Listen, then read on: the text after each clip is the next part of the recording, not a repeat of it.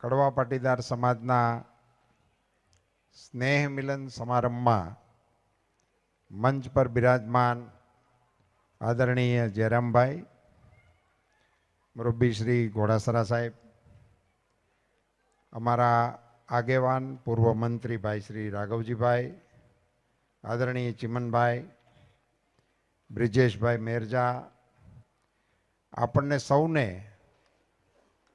અને અન્ય સૌ સમાજને પણ પ્રેરણા મળે એવું ગૌરવશાળી વ્યક્તિત્વ આપણા સમાજમાં છે ને આપણે જેને ભામાશા તરીકે સાચ અર્થમાં ઓળખી શકીએ એવા આદરણીય જીવણ બાપા ગોપાણી સાહેબ, જીવાણી સાહેબ, ગોવાણે એમના સુપુત્ર પણ આપણા કાર્યક્રમમાં ઉપસ્થિત છે. ભાઈ શ્રી મનસુખભાઈ પાણ, ભાઈ શ્રી મૂળજીભાઈ ભીમાણી, આ સંકુલના ભૂમિદાતા આદરણીય ચંદ્રકાંતભાઈ, 40 વીઘા જમીન એ વખતે 3 લાખ રૂપિયામાં આવેલી. એ 3 લાખ રૂપિયા કે 5 લાખ રૂપિયા એ બહુ મહત્વનું નથી, પણ એમાં મુખ્ય મુદ્દો એક આપણે બધાએ સમજવા જેવો સામે બેઠેલા એ પણ કે ચંદ્રકાંતભાઈએ જે દાન આપ્યું એ દાન આપવા પાછળનું કારણ એમના પિતાશ્રીની ઈચ્છા હતી કે આ થાય. એમના પિતાશ્રીએ વાત કરેલી પણ ત્યારે આ બન્યું નહીં હોય, સમય નહીં હોય, પણ એમના પિતાશ્રીએ આ વાત કરેલી કે મારે કંઈક આપવું છે. એ બાપુજીનું વચન પાળી અને ચંદ્રકાંતભાઈએ દાન આપ્યું છે. આ આપણા સમાજમાં ધ્યાન રાખવા જેવું છે. એટલે આપણે હજી કઈ માગણી કરી હતી અને રામે વનવાસ પાળ્યો હતો, એ પરંપરાનું વાહન ચંદ્રકાંતભાઈએ કર્યું છે એમ આપણે કહી શકીએ. એવી ઉમદા ઘટનાના એ આપણા મોભી છે. મારા મિત્ર ડાયાભાઈ ભીમાણી, મોરબીના આપણા ધારાસભ્ય દુર્લભજીભાઈ, ઉમિયા પરિવારના મંત્રી શ્રી જયેશભાઈ, ભૂપેશભાઈ ગોવાણી, રમેશભાઈ રાણીપા, જયંતિભાઈ પટેલ આપણા મોરબીના આગેવાન, ભગવાનજીભાઈ સવસાણી, એ હમણાં આપણા સુરતમાં નવી એક સમાજની રચના થઈ છે અને એના પ્રમુખ તરીકેની જવાબદારી એમને સોંપવામાં આવી છે. ને તમે બધા હમણાં જે મારો એક વિડીયો ખૂબ વાયરલ થયો હતો એ એમણે મને ત્યાં ચડાવ્યો હતો એમના કાર્યક્રમમાં, અને ત્યાં હું આ બોલ્યો હતો. પછી તો એના ખૂબ પડઘા પીડ્યા છે આગળ ઉપર હરી ઈચ્છા. એ ભગવાનજીભાઈ,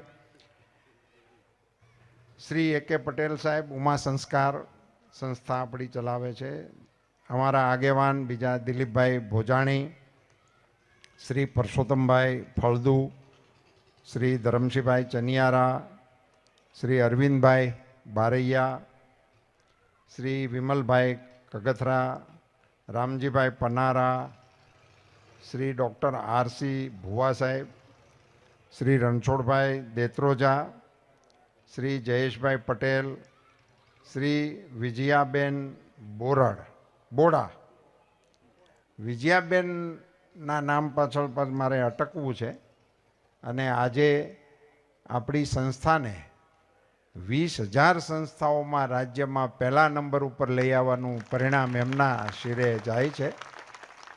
મારી આપ સૌને આગ્રહભરી વિનંતી છે કે વિજયાબેન અહીંયા મંચ ઉપર આવે, અહીંયા આગળ આવો બેન. અને આપણા આગેવાનોને વિનંતી કરું છું કે બેનનું સન્માન થાય ને બેનનું ઔપચારિક સન્માન થાય કે એમને શાલ આપીએ કે ફૂલ આપીએ એ ઓછા છે.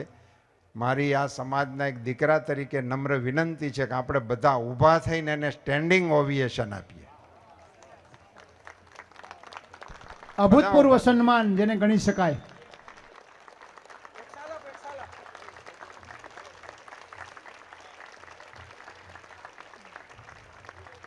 બેનને દેખાય એમ ઊભા રહેવા દેજો, થોડાક પગથાણ મારે.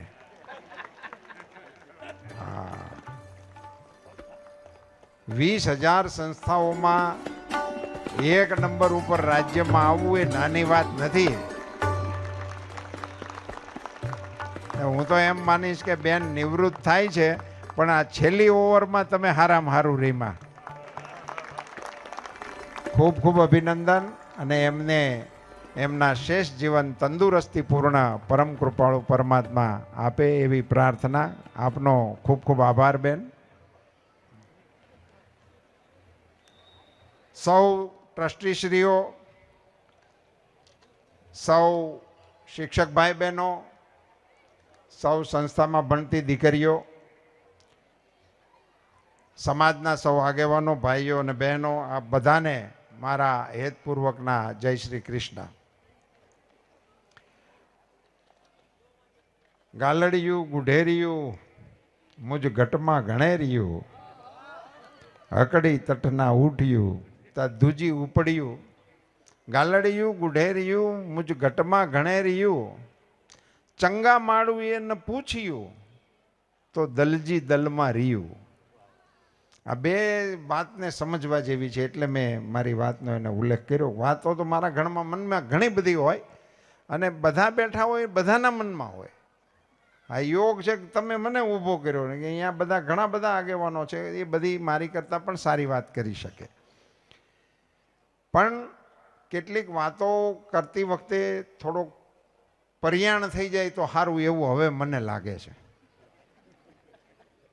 એટલા માટે એક નાનકડો એવો પ્રશ્ન એક સમાજના દીકરા તરીકે આપની વચ્ચે મૂકું છું, અને પછી મારી વાતનો પ્રારંભ કરું એવું મને આજ માતાજીએ હુજાડ્યું છે. તમને બધાને એવું લાગે છે કે આપણે હવે ઊભા રહીને વિચાર કરવાનો સમય પાકી ગયો છે, એવું તમારો બધાનો મત છે? તો હા, હું શું કરો છો? એટલે જયરામભાઈ, વાત કરવા જેવું તો થયું છે. બીજી એક નાનકડી સલાહ લેવી છે કે સમજો કે સમાજ તરફથી કંઈક તેલ નાખવામાં આવે, અહીંયાથી સમાજની સંસ્થાઓ માટે દાનની તેલ આપણા આગેવાનો નાખે છે, અને જેટલી નાખે છે એની કરતાં વધારે દાતાઓ આપે છે. હા, તો આનો આખો રેકોર્ડ છે. જયરામ બાપાને ઊભા કરો તો એ આપણી સ્મૃતિ યોજનાઓ જેટલી છે એનું રેકોર્ડ આપે તો 100 કરોડની ટેલ નાખી 100 કરોડ થયા હોય, 200 કરોડની ટેલ નાખી 300 કરોડ થયા હોય. એટલે ટેલ સમાજ ઝીલે છે. તો સામાજિક રીતે હવે આપણે સમાજની કોઈ ટેલને ઝીલવાનું ઊંડે ઊંડે પણ કાંઈ મન છે તો આપણે વિગતવાર ઉતરીએ, એમાં કઈ વાંધો નહીં. સૌ પ્રથમ આ સુંદર મજાની સંસ્થાનું નિર્માણ કરવામાં જે કોઈ આગેવાનોએ પોતાનો સમય, શક્તિ, દાન આપ્યું, એ બધા જ લોકોને હું હૃદયપૂર્વકના અભિનંદન આપું છું, એમને બધાને સ્મરણું છું. અહીંયાથી બધો ઉલ્લેખ થયો છે એટલે વિગતવાર જતો નથી. કેવી રીતે લોકોને એકત્રિત કર્યા, કેવી નાની નાની રકમો માટે કેટલી દોડધામ કરી, અને એમાંથી 26 દીકરીઓથી શરૂ થયેલી સંસ્થા 2000 દીકરીઓ સુધી પહોંચે. આ ઓછો પરિશ્રમ નથી, આ ઓછું તપ નથી. આ બધા જ તપના તપસ્વીઓને હૃદયપૂર્વકના અભિનંદન, ધન્યવાદ. જયરામભાઈ, હવે સંસ્થાઓ ખૂબ થઈ ગઈ છે અને હજી પાછી નવી નવી થાય છે. એ સમાજની શક્તિનું પ્રતીક છે, આપણે એવું માનીએ છીએ. પણ એમાં ક્યાંક ઊંડે ઊંડે સ્પર્ધાના બીજ દેખાતા થયા છે.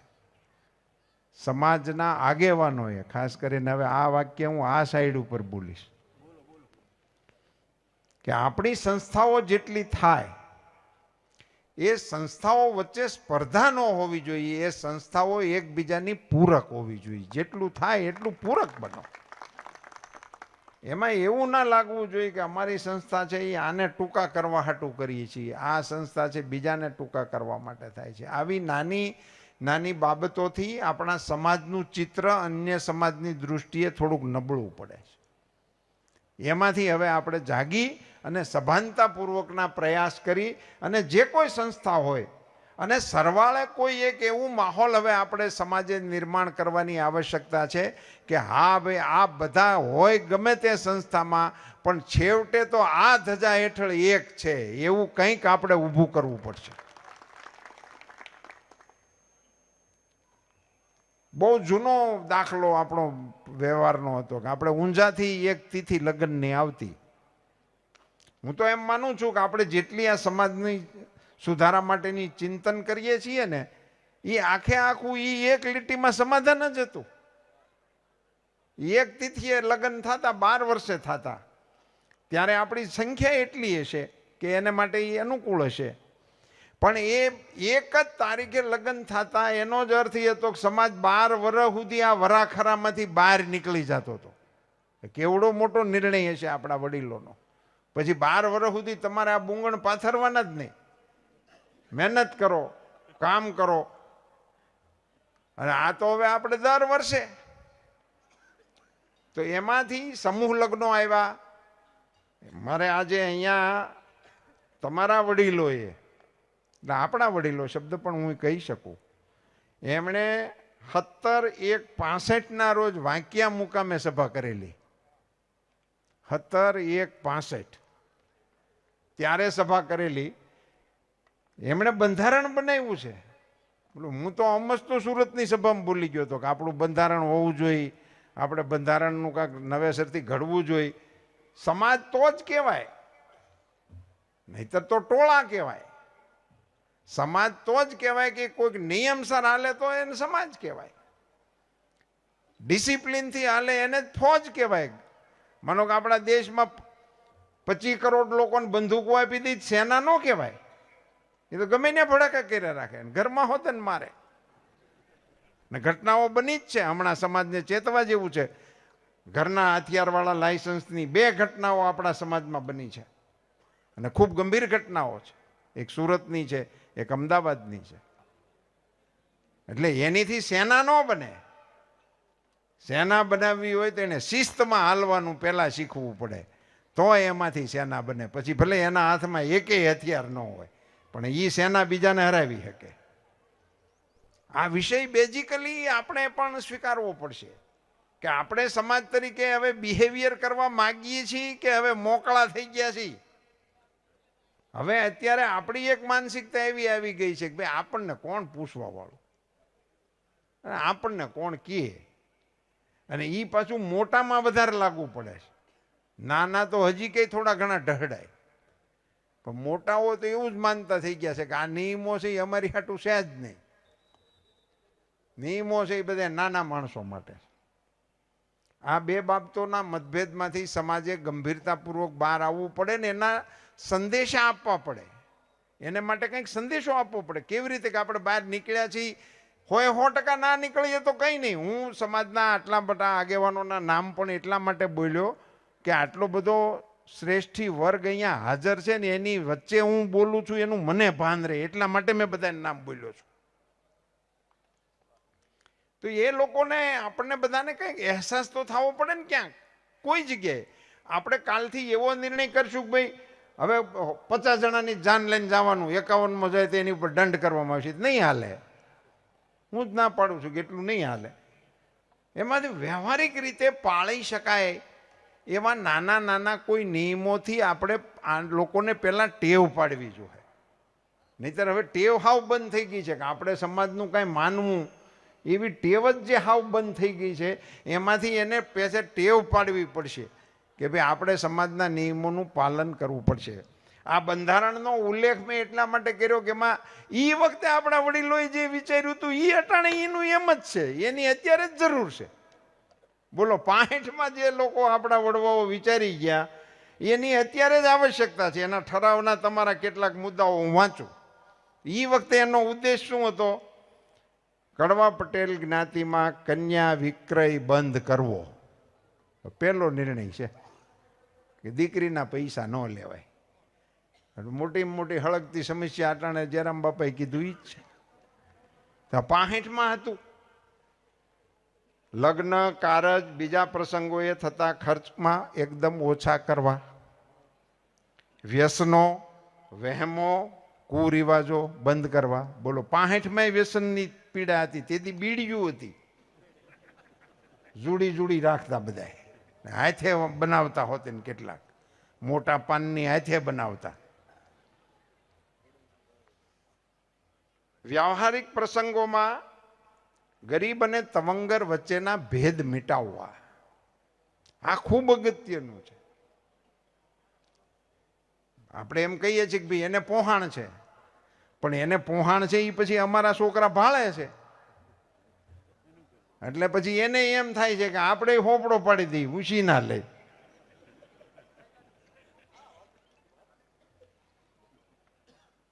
પટેલ જ્ઞાતિમાં સાહેબ, આ તમારા વડવાઓના મને તો નામ ખબર નથી, પણ તમને બધાને તો ખ્યાલ હશે. એ બધાને અત્યારે એક વખત દિલથી સલામ કરવાનું મન થાય. એમણે શું લખ્યું? પટેલ જ્ઞાતિમાં હાલારી, ગોલવાડિયા, ગુજરાતી, કડવા, લેવા, તારકઢા વગેરે ભેદભાવો નાબૂદ કરીને એક સંપ વધારી પ્રગતિશીલ બનાવવાનો બંધારણનો હેતુ છે. બોલો હવે આ લીટી બહાર હજી કોણ જઈ શક્યું? આવી બધી બાબતો જે આપણા વડીલો આપણા માટે વિચારીને ગયા છે, તો એમના આ બધા આપણા બાપા હતા, એમણે આ વિચારો લખ્યા છે. એને પાળવાની જવાબદારી આપણી ગણાય કે ન ગણાય? આ બાપાઓનું કીધેલું માનવાનું છે, મારું માનવાની આવશ્યકતા નથી. આપણા વડીલો કહી ગયા છે કે આ રસ્તે આપણે જવું પડશે. કેટલી સરસ સરસ ચીજો સાહેબ આમાં નાખેલી છે. એમાં બધું તો નથી વંચવું મારે, પણ મને ગમ્યું એટલે કહું.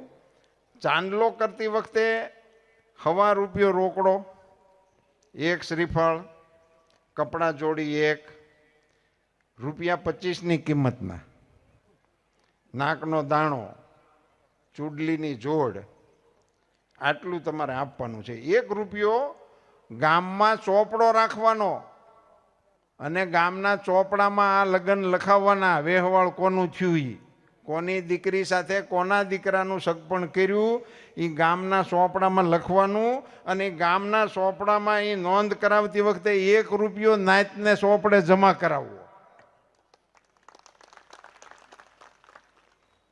હું હમણાં ઘણા સમયથી આ ₹1ની વાત કરું છું. બોલો, આ મને કોક બાપા હેરમાં આવ્યા છે આપણા.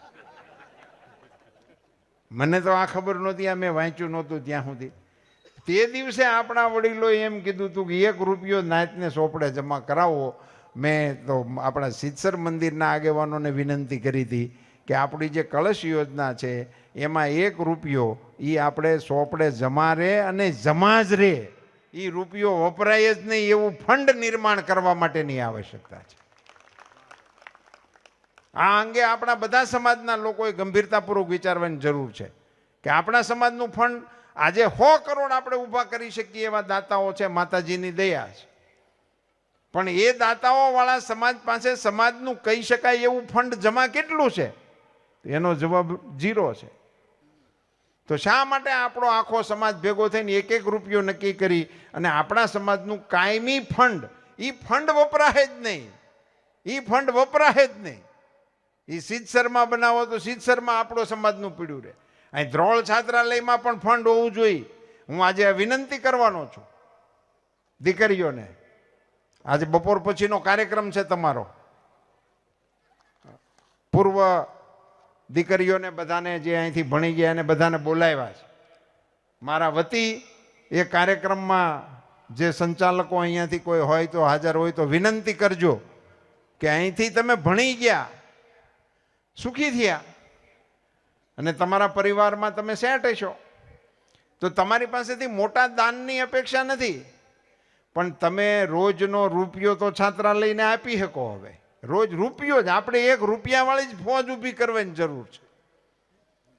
રોજ ₹1 તમે છાત્રાલયમાં હવે જમા કરાવો. આ એલ્યુમિનિયમનું બધાનું લિસ્ટ બનાવજો અને એને કોઈક આપણું એવું સોફ્ટવેર આપજો કે એ ત્યાં ઘેરે બેઠા બેઠા પણ ₹1 તમારામાં. હવે આ બધું શક્ય છે, ટેકનોલોજીનું જે તો કારણ છે, મને નથી સમજાતું, પણ જયેશભાઈ ને એ બધા તો આના માસ્ટર છે. બટન દબાવો અને આમ તે મારી કરતા તો સામે બેઠેલા વધારે હોશિયાર છે. અત્યારે આ ઘરમાં ઓનલાઈન ખરીદીને કારણે બહેનોમાં તો તાત્કાલિક આની જબરજસ્ત સૂઝ આવી ગઈ છે. ન મગાવવાનું આ તરત આવી જાય, ક્યાંય જવું જ નહીં, ક્યાંય ટાઈમ બગડે નહીં. તો એનીથી એ જે આવ્યું છે નવું, એનો લાભ આપણે લેવા માટેનો પ્રયાસ કેમ નથી કરતા? તો એમાંથી 1 રૂપિયો, અને હવે પછીના કોઈ કાર્યક્રમમાં હું આવું તે દિવસે આપણી છાત્રાલયમાં ભણી ગયેલી દીકરીઓ દ્વારા કેટલી દીકરીઓ આમાં જોડાણી છે 1 રૂપિયો આપવામાં, એનું લિસ્ટ આગામી કાર્યક્રમોમાં આપણે જાહેર કરશું કે ભાઈ અમારી 1000 દીકરીઓ હવે આમાં ને રૂપિયો જ, આપણે એની પાસે લેવા નથી, લાખ રૂપિયા જોતા જ નથી. એ તો આ દાતાઓ આપે જ છે જ્યારે જરૂર પડશે ત્યારે. પણ 1 રૂપિયો આપવાવાળી દીકરીઓ કેટલી છે જે અહીંથી ભણી ગઈ છે? એ દીકરીઓ જ. એની પાસે આ એક મારી નમ્ર અપીલ છે. સમાજ માટે પણ હવે આપણે આ ફંક્શનને, આપણા આ બેઝને 1 રૂપિયો દરરોજ માતાજીના મંદિરમાં આપવાવાળા કેટલા આપણા સમાજના લોકો છે? 70,000 લોકો તો નોંધાઈ ગયા છે. પણ હવે તમે એક વખત મીટિંગ કરીને આ રૂપિયાનું, હા 70,000 પરિવાર જોડાણા છે, બહુ મોટી વાત થઈ ગઈ. પણ એ રૂપિયા હવે નહીં વપરાય, એને માટેનું એકાઉન્ટ, એની વ્યવસ્થા એવું એક કરી નાખજો. એટલે આપણી એક એવી વ્યવસ્થા મૂકીને આપણે જઈએ કે 50 વર્ષ પછી નહીં આવી કોઈક સભા હોય એમાં એ વખતના આગેવાનો ગૌરવભેર કે અમારા ગઢિયા મૂકી ગયા છે, આટલા કરોડો રૂપિયા અમારી પાસે આ ફંડના પડ્યા છે. એક વસ્તુ સમજી લઈએ મિત્રો કે સંઘર્ષ આપણા વડવાઓએ બહુ કર્યો. હવે આપણે જે ટાઇટલો આપણને લાગે છે ને એ તો અત્યારના છે, નહીંતર મોટા ભાગે આપણું ટાઇટલ તો વેઠિયાઓનું હતું, મજદૂરીનું હતું, ભાગ્યાઓનું હતું. મોટા ભાગનો આપણો સમાજ એની હારે સંકળાયેલો હતો. એમાંથી અત્યારે આપણને ઈશ્વરે, માતાજીએ આ સ્થિતિએ પહોંચાડ્યા છે. તો એનો બેનિફિટ ઘણો છે. ભણ્યા ખૂબ સારી વાત, કમાણા અતિ સારી વાત, કમાવવું જ જોઈએ, એમાં કોઈ બે મતભેદ નથી. પણ એ જે રસ્તે તમે ત્યાં પહોંચ્યા એ રસ્તામાં પાછળથી આપણે જોવું પડે કે હવે આપણે એના એ રોડે છે કે કોઈ બીજે રોડે છે. એ કમાણા કેમ? એણે કેવો સંઘર્ષ કર્યો, કેવી મજૂરી કરી, એ મજૂરી કેમ કરી શીકા? તો એ મજબૂત કાંઠાના હતા એટલે કરી શીકા, નરવા હતા એટલે કરી શીકા, પ્રમાણિક હતા એટલે કરી શીકા, કોઈનો રૂપિયો ડૂબાડવો નહીં એવી પાક્કી માન્યતાવાળા હતા એટલે કરી શીખ્યા. તો આપણે એ રસ્તે છીએ? આપણે તંદુરસ્તીનું હમણાંનું ટાઇટલ આપણું ચેક કરવું જોઈએ, આપણા પરિવારોનું, કે ભાઈ આપણી આગલી પેઢીમાં જેટલા નરવા અને તંદુરસ્ત હતા એવી અત્યારની આપણી પેઢી છે કે કેમ? અને આ બહેનોને, દીકરીઓને તો ખરેખર કોઈ શિખામણ આપવાની આવશ્યકતા જ નથી. એટલા માટે કે ઈશ્વરે જ તમારામાં ઇનબિલ્ટ આ સદગુણો તમારા ડીએનએમાં આપીને મોકલ્યા છે. માતાજીની કલ્પના વિશ્વની કોઈ ડિસિપ્લિનમાં નથી. ઈસાઈ હોય, ઇસ્લામ હોય, યહૂદી હોય, પારસી હોય, દુનિયામાં જેટલા પણ આધ્યાત્મિક રસ્તાઓ શોધાણા છે એમાં ક્યાંય સ્ત્રી ભગવાન નથી. વિશ્વની કોઈ સંસ્કૃતિમાં સ્ત્રી ભગવાન નથી. એકમાત્ર મારી ભારતની સંસ્કૃતિ છે, એમાં માં જગદંબાને આપણે સર્વશ્રેષ્ઠ માનીએ છીએ.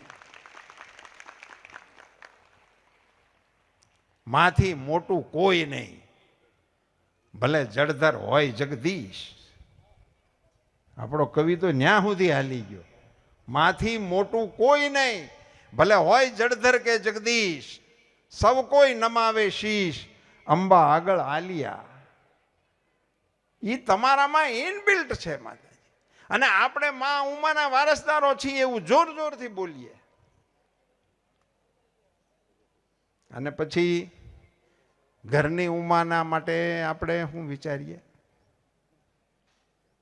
યાદ રાખજો, ડુંગરાવાળી ક્યારેય રાજી નથી થવાની જો ઉમરાવાળીને રાજી ન રાખી દો. એ માતાજીની ને હાવ ક્લિયર કટ જ છે, એવું જરાય માનતા નહીં. ભોળાનાથ ભોળા છે, માં છે જ ભોળા નથી. માનો વ્યવહાર એકદમ ક્લિયર કટ છે. સમાજમાં નાના મોટા એવા પરિવર્તનો આવી ગયા. પહેલા શું હતું કે એક ધારું જ આવતું હતું, હાહુ એટલે 3 સ્ટાર ડીએસપી. એને ઝટકાવવાના છે, એમ કાંઈ કારણ ન હોય તો હોલરાવવાનું. એમ એ એક દીમાં 2 દિવસમાં 2-3 વખત હોવું ને હોલરાવે નહીં તો એને પચે નહીં. એ એકદમ સિસ્ટમ હાલી આવતી હતી. એટલે એ એની એક આખી પરંપરા હતી કે ગરડા હાહુ એને ઓન ધબકારી હોય, એ હાહુ એની ઓન ધબકાવે. એટલે એ એક રિવાજ ચાલુ હતો. પણ હમણાંના જે એક હાહુ જે અત્યારે બન્યા છે હાહુ લેટેસ્ટ, એની મુશ્કેલી ઓર વધી છે. એને હાહુય ઘસકાવે છે ને હોવું ઘસકાવે છે. આ નવો ટ્રેન્ડ એક ખતરનાક આવ્યો છે. બોલ્યા તો હું હતું કે આગળ વાળાનું હાલતું હતું એટલે એ હાવ એમ માનતા હતા કે ભાઈ એને એવું ભોગવું છે, આપણે ભોગવવું પડે. એટલે એ ખમી ખાતા હતા. હવે એને તો ખમ્યું એનું, પણ હવે એની હેઠે ધખવા નથી દેતા કે બા તમને ન ખબર પડે, તમારે અમારા માથું ન મારવું. તમે માને એમ કહી દો કે તમારે અમારા માથું ન મારવું. દીકરા અને દીકરીઓ બંનેને મારે કહેવું છે 2 હાથ જોડીને કે તમારે બોલતા જેદી નહોતું આવડતું, તમારે કાંઈ પ્રશ્ન હોય તો કહેવાની તમારામાં આવડત નહોતી, ત્યારે માત્ર તમારી પાસે એક જ વિકલ્પ હતો, રોવાનો. ત્યારે તમારા રોવા ઉપરથી તમારી માને ખબર પડી જતી હતી કે આ ભૂખ્યાનું રોવે છે, આ તરસ્યાનું રોવે છે, આ કંઈક ભીનું થયાનું રોવે છે. આ બધી બાબતની જાણ તમારા બોલ્યા વગર જે જનેતાને થતી હતી, એને તમે પુખ્ત થઈને એવો પ્રશ્ન પૂછી શકો કે તને હવે આમાં સમજણ ન પડે? જેને તમારા બોલ્યા વગર તમારા પ્રશ્નોની સમજણ પડી અને એને તમને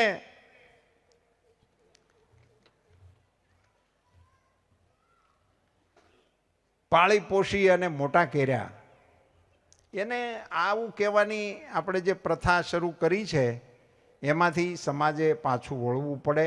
દીકરા દીકરીઓએ ખાસ કરીને પાછું વળવું પડે. અને એનીથી તમારું હિતેચ્છુ ઓર બીજું કોઈ મોટું હોય જ ન શકે. આપણા મનમાં ગમે એ હોય, પણ આપણું હિત આપણી માં સિવાય બીજું મોટું કોઈ હિતેચ્છુ હોય જ નહીં. એટલે એમની ઉપર ભરોસો રાખી અને થોડુંક તમારા નિર્ણયો લેવાનું શરૂ કરશો તો ઓટોમેટિક અડધું પહેરું થઈ જાય. બહુ વધારે કાંઈ ખાસ કહેવાની આવશ્યકતા મને લાગતી નથી. જયરામભાઈએ દીકરીઓ માટેની વાત કરીને હું તો આ વાત ઘણા મંચ ઉપરથી કરી ચૂક્યો છું. ભાઈ બહેન વચ્ચેનો જે સંબંધ છે એ તો અતુલનીય સંબંધ છે. વીરા શબ્દ છે ને, એ વીરો શબ્દ જ્યારે હું બોલું ને એનું કોઈ માધ્યમ નથી, પણ કોઈ બેનના મોઢામાંથી નીકળે ને મારો વીરો, તો આપણો ગલોફો ભરાઈ જાય એવો એ મીઠો શબ્દ છે. હું તો ઉદાહરણ આપું છું. 50-50, 60-60 વર્ષના દાંપત્ય જીવન થઈ ગયા હોય. જયરામભાઈ કીધું કે અમારે 55 વર્ષનું દાંપત્ય જીવન થયું અને કોઈ મુશ્કેલી નથી પડી, પણ એ તો અમારા બેનને મુશ્કેલી નથી પડી હતી. એને ઊભા કરીને પૂછી તો ખબર પડે. હા, તમે તો નકરા હુકમ જ કર્યા હોય. 2 કોફી, 3 મહેમાન ને 1 કાળી ને 1 મોળી, ડબલામાં શેકે નહીં. એ કોઈ દિવસ અમારે બેને આવીને દીવાન ખંડમાં ન કીધું કે હવે આ ગળીને મોળીને એવું કાંઈ છે નહીં, બજારે જઈને પી આવો, તો આપણી પટલાઈ બંધ થઈ ગઈ હોય. એ તો અમારી આ જોગમાં એવું હકાડે છે એટલે આપણી પટલાઈ હાલ.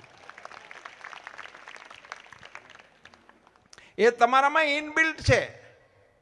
તમને સલાહ આપવાની જરૂર નથી, પણ તમે શક્તિના પ્રયોગ નથી કરતા. એ પ્રયોગ થોડાક કરો. એમણે કહ્યું ને વ્યસન માટે બેન ભાઈને આગ્રહ કરે, ભાઈનું ગજું નથી બેનને ના પાડી શકે. પણ બેનના આગ્રહ બેનના હૃદયમાંથી આવવો પડે કે તને રાખડી બાંધવી છે પણ પડીકી મૂક તો, નકર નથી બાંધવા જ થતી. થાય થોડોક ઝઘડોય થાય નાનો મોટો, પણ છેવટે ભાઈને જ ઝૂકવું પડશે. સાહેબ આમની એનું કારણ એ બહેનોની તપશ્ચર્યા છે.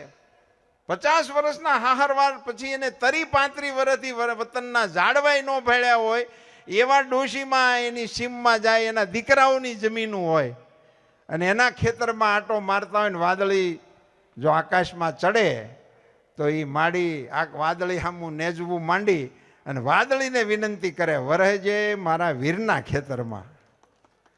વી તો ક્યાંય દીધા હોય દૂર, ત્યાંથી એના વીરના ખેતર તો ક્યાંય શેટા હોય, પણ હજી કોઈ માડીએ એવું નથી કીધું કે વરહજે મારા વરના ખેતરમાં. છે જ નહીં, વ્યવહાર જ નથી સાહેબ. હવે આવો અણમોલ સંબંધ જે છે તમારો, એને તમે તમારા પરિવારના અને તમારા ભાઈના હાડ માટેનો એનો ઉપયોગ કરી શકો. જુવાન જોધ માણસો આપણા કેન્સરનો ભોગ બને, મોઢા ખુલતા નથી. હવે તો આ થઈ ગયું બધું આપણું બુફે, નકર તાણ કરી કરીને પંગજમાં મોઢામાં લાડવા આખે આખા ખવડાવતા હતા. હવે એ અટાણે ઓલો બેઠો હોય માવા વાળો તો એ મોટી રામાયણ થાય આપણે પીરહવામાં. આપણને એમ થાય કે આ લેતો નથી, ઓલાને ખુલતું ન હોય. હવે એ સમાજના આપણે પ્રતિનિધિ છીએ. મારી બહેનોને કરબદ્ધ વિનંતી છે, હું તો કહું કે એનું કોઈક એકાદી 2 બહેનોની ટીમ બને. આપણી સમાજની કોઈ પાંખ હશે જ બહેનોની, મહિલા પાંખ છે જ. એક બેન તો બહુ સરસ એક કાર્યક્રમમાં મને ભેગા થયા હતા. હા, આપણે ઓલા કાર્યક્રમમાં ક્યાંક આમરણ કાર્યક્રમમાં આપને મળ્યો હતો ત્યારે ખબર હતી કે આપે બહુ સરસ ત્યાં પ્રવચન પણ કર્યું હતું. તમને વિનંતી છે કે આ વખતે રક્ષાબંધને તમે અગાઉથી નક્કી કરો કેટલીક બહેનો જેના ભાઈઓ પડીકીવાળા હોય એને ગોતીને અને એની ઉપર ટાર્ગેટેડ પ્રયાસ કરો, ભલે 5, 25, 50, પણ એ બહેનો પડીકી મુકાવીને રાખડી બાંધતી હોય ને એના વિડીયો બહાર પાડો કે આ બેને પ્રતિજ્ઞા લેવડાવી અને ભાઈએ વ્યસન મૂક્યું, એની લાગણી સભરના વિડીયો બનાવી અને આપણે મૂકો. આપણા સમાજને પ્રેરણા મળશે, અન્ય સમાજને પણ આ પ્રેરણા લેવા જેવું કામ થશે. આ આપણી ક્ષમતા છે. દીકરીઓમાં ભગવાને કેવડી તાકાત મૂકી છે. હાહરે વળાવી અને ત્રીજે દીએ તેડી આવ્યા હોય આપણે. આમ સામાન્ય રીતે પહેલું તેડું હવે એવું હોય છે કાં તો વળતે દી હોતે ને તેડી આવે, અને ઘણી વખત તો જાન્યા પોગે ને બીજે દિવસે તેડી આવે છે. એવું કંઈ એનું કંઈક વ્યવહારિક રીતે કુટુંબની અગવડ સગવડ પ્રમાણે કોઈ પ્રસંગપાત આવવું હોય એમ, પણ બીજે ત્રીજે દીએ તેડી આવે. એ 3 દી 2 દી ખાલી હાહરે રેલી દીકરી ઘેરે આવે તો 2 દી પહેલાના એના 2 દિવસના વર્તનમાં કેવડો મોટો ફેર આવે ખબર. આપણે ત્યાં મારુતિ છે, અમારે ત્યાં તો ઓડી છે. આપણે ત્યાં તો એક ગાય છે, અમારે ત્યાં 2 ભેંસું છે. એનું બધું અમારે થઈ જાય. કાલ સુધી આઈનું હતું એનું 2 દીમાં અમારેમાં આપણું ટાઇટલ નીકળી જાય ને હામાવાળાનું ટાઇટલ આવી જાય 2 દિવસમાં. જે ઘરની અંદર એને પગ નથી મૂક્યો, જે ઘરના સભ્યોને ઓળખતી નથી, આપણે પુરુષોએ વિચારવા જેવો વિષય છે કે આપણને અજાણ્યા ઘરમાં એક દી મૂકી આવે તો ખબર પડે ભાઈ તારે અઠવાડિયું રોકાવાનું છે. મોટા ભાગના ચોથે દીએ ઘેરે આવે એમ, 1 અઠવાડિયું ત્યાં રહેવાનું છે. નો આપણે ના રહી શકીએ એની રહેણી કહેણી પ્રમાણે. એને બદલે આપણી દીકરીઓ એ ઘરમાં જઈ એની રહેણી કરણી પ્રમાણે બધું પોતે સહન કરીને હામાવાળાને માન સન્માન સાથે રાખતા શીખી જાય.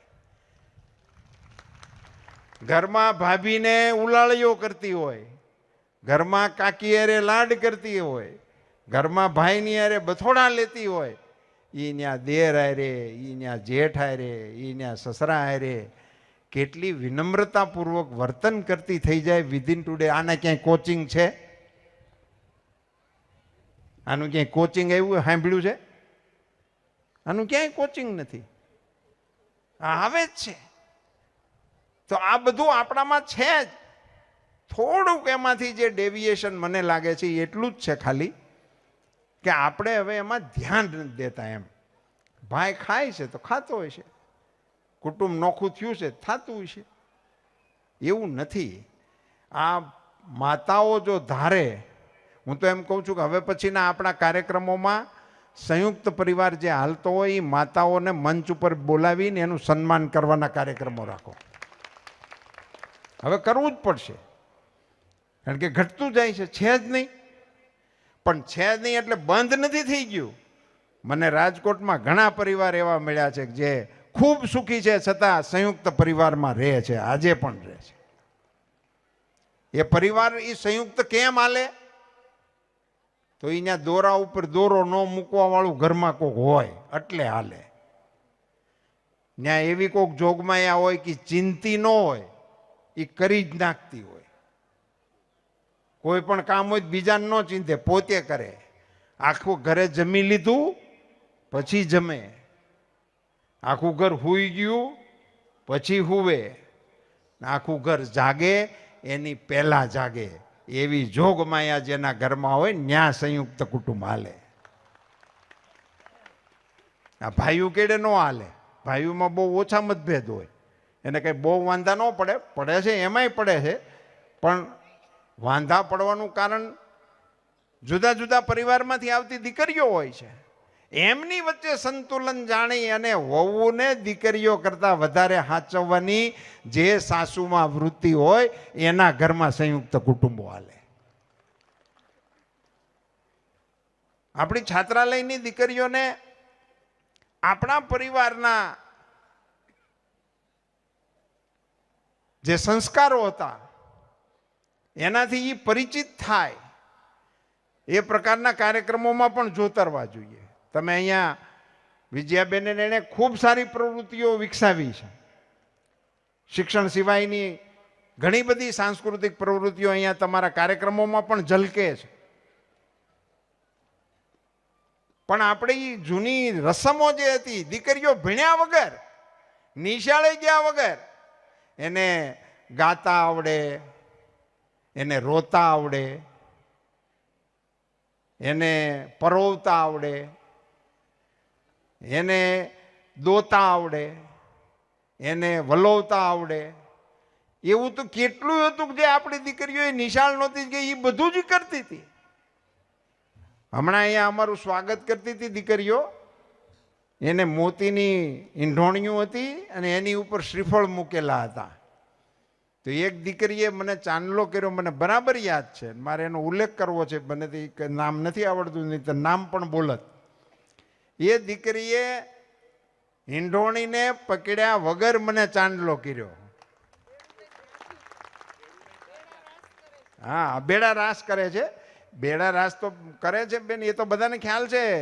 ગોળી, હાંડો અને ગાગર ઈ પાણિયારેથી ભરી અને પાદરથી લઈને ઘેરે આવતી હતું ને કાંખમાં છોકરું હોય. આ તો યોગની ભાષામાં એને ધ્યાન કરતા પણ ઊંચી અવસ્થા ગણવામાં આવે છે. એનીથી પડે નહીં અને છતાં એ કરી શકે. એક ક્ષમતા છે દીકરીઓની, આ એનામાં જ શક્ય છે. આપણામાં આ બધું શક્ય છે જ નહીં. એવી જે ક્ષમતા છે આપણી જોગમાયાઓની, એને સમાજના ઉત્કર્ષ માટે ઉપયોગમાં લેવાની આવશ્યકતા છે, એને જાગૃત કરવાની આવશ્યકતા છે. એને નવેસરથી સામાજિક ઢાંચામાં નાના મોટા પરિવર્તનો સાથે જોતરવાની આવશ્યકતા છે. છોકરાઓને તમે મોબાઈલથી સાના રાખો તો એ પછી તમે મોટા થાવ ત્યારે તમને મોબાઈલ જેવું કંઈક દઈ જાય, એ નો હામો બેહે.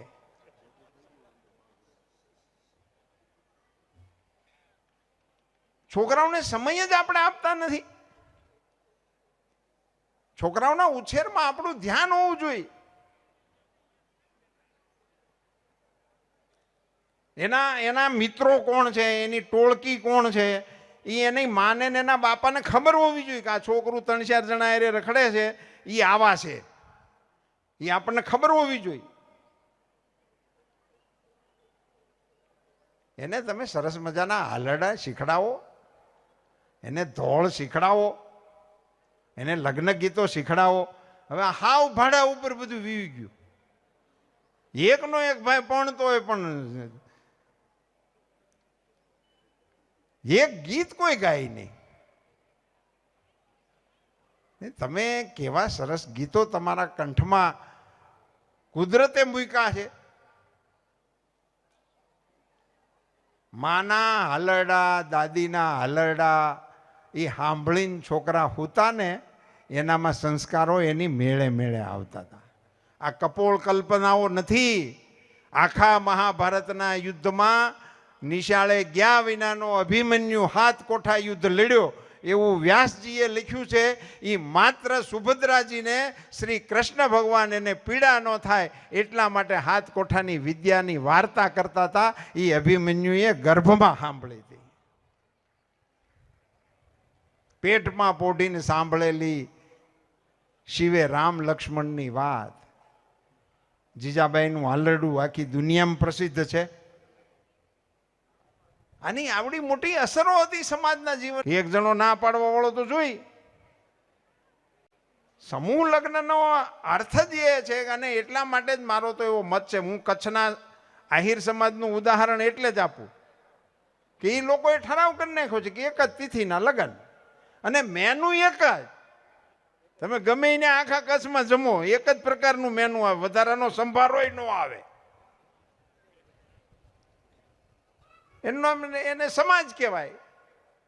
તો આપણે આવી કોઈક નાની મોટી ચીજોને અંદર દાખલ કરીને આવો સરસ સમાજ જેની ઉપર મા ઉમાની આવડી મોટી કૃપા, વિશ્વની અંદર આપણા સમાજની ખ્યાતિ પ્રસ્થાપિત થઈ ચૂકી છે, એમાં નાની મોટી જે ખલેલ આવી છે એ ખલેલના અવગુણ ગાવાને બદલે ફરીથી આપણે ખાલી પાટા ઉપર ચડવાની કોશિશ કરીએ તો મને એમ લાગે છે કે માતાજી આપણી ભેરે જ રહે. આપણે ના કરો ના કરો ના કરો એવું કર્યા રાખવા કરતાં આવા છે તેવા છે એવું કર્યા રાખવાને બદલે આપણો સમાજ છે એ હવેથી આમ ચાલશે એવી નાની મોટી સુંદર વાતોને ફરીથી પ્રસ્થાપિત કરવાનો પ્રયાસ કરીએ. આપણે આપણા પૂર્વજોને યાદ કરીએ કે એમણે આટલા વર્ષો પહેલાં સમાજે આવું આવું કરવું જોઈએ એવું કંઈક વિચાર્યું હતું. એનો અર્થ એ કે સમાજમાં આવું જરૂરી છે. તો નવેસરથી નવા સમયના પ્રમાણમાં સમયને અનુરૂપ, સમાજને અનુરૂપ પ્રયાસો આપણે વિકસાવીશું તો મને એવું લાગે છે કે એમાંથી આપણને ફાયદો થશે. 1 રૂપિયાવાળી વાતને સમાજમાં એસ્ટાબ્લિશ કરી દઈએ. આખા એ સૌરાષ્ટ્રનું કેન્દ્રબિંદુ છે આપણું સિદ્ધસર, ને સિદ્ધસરને આખા સૌરાષ્ટ્રના કડવા પાટીદારોના કોર્પસ ફંડ માટેનું માધ્યમ બનાવી દઈએ. ભાવિ પેઢી માટેનો એક સુંદર રસ્તો કંડારી દઈએ. દીકરીઓ એ વ્યસન મુક્તિના આંદોલનમાં પોતાની જાતને નેતૃત્વ આપીને પોતાના પરિવારની ઉમૈયા બને એવી 2 હાથ જોડીને દીકરીઓને મારી વિનંતી છે. વડીલોને મારી વિનંતી છે કે દેખાદેખીથી થતા સામાજિક વ્યવહારોમાં થોડો સંયમ રાખવા માટેનો આપણે પ્રયાસ કરીએ. 5 દિન બદલે 4 દીમાં જાય, 4માંથી 3માં જાવું, ડેસ્ટિનેશનમાંથી ફળિયામાં આવો. આવું ઝીણું ઝીણું ધીમે ધીમે કંઈક કરવા માંડીશું તો મને એમ લાગે છે કે ધીમે ધીમે બધું સારાવાના થઈ જશે. બહુ બગાડ હજી આવ્યો નથી. મુખ્ય ધ્યાન જે છે એ નવી પેઢી નિર્વ્યસની બને એ દિશામાં વાળવાની ખાસ આવશ્યકતા છે. એ સિવાય બહુ ચિંતાનો વિષય નથી, બાકી બધું ભરપાઈ થઈ જશે. પણ વ્યસનોથી ખોખલા થયેલા જુવાનો ન તો કુટુંબને કામમાં આવશે ન તો સમાજને કામમાં આવશે કે ન તો રાષ્ટ્ર માટે કાંઈ કરી શકશે. એ હાવ ખોખલા થઈને સમાજની જવાબદારી બની જશે. એમાંથી આપણે આપણા સમાજને બાકાત કરીએ, એને માટે સભાનતાપૂર્વકના પ્રયાસ કરીએ. આ કોણે કરવું એનો સીધો જવાબ એવો છે કે નાના મોટા કુટુંબના વડાઓએ પોતપોતાના કુટુંબમાં આને માટેના પ્રયાસ કરવા પડે. આમાં જયરામભાઈ ત્યાંથી એલાન બહાર પડે અને આખો સમાજ કરશે એમ ન હાલે. મારે મારા કુટુંબ પૂરતી જવાબદારી લેવી પડે. એમ સૌએ પોતપોતાના કુટુંબ માટેના આ પ્રકારના પ્રયાસો કરીશું તો મને એમ લાગે છે કે માતાજીની આવી સરસ કૃપા છે અને આવી સરસ વાતાવરણ છે. વિશ્વ આખું આજે ભારત તરફ જોઈ રહ્યું છે. દુનિયા આપણી તરફ જોઈ રહી છે. એણે આ બાજુ જોવાનું કર્યું ત્યારે આપણે આપણું સ્વરૂપ બદલવાનું શરૂ કરશું તો ખરાબ લાગશે. એ જોવે છે આપણા વડવાઓની શાખ હવે ત્યાં પૂગી હોય એને આધારે જોવે છે અને એ આપણને જોઈને એને એમ ભોંઠા ન પડવું પડે એની કાળજી હવે આપણે રાખવી પડશે. આખી દુનિયાની નજર ભારત ઉપર છે, આખી દુનિયાની નજર ગુજરાત ઉપર છે સાહેબ. એવા માહોલમાં આપણે અત્યારે જીવવાનો આપણને અવસર મળ્યો છે તો માતાજીને માથે રાખી અને આપણા પરિવારમાં પારિવારિક વાતાવરણ બનાવવાનો આપણે સૌ પ્રયાસ કરીએ એવી વિનંતી. આયોજકોએ મને આ સુંદર મજાની ઘટનાનો સાક્ષી બનાવ્યો એ માટે જયરામભાઈનો પુનઃ આભાર માનું છું. આપ સૌનો આભાર. ધન્યવાદ.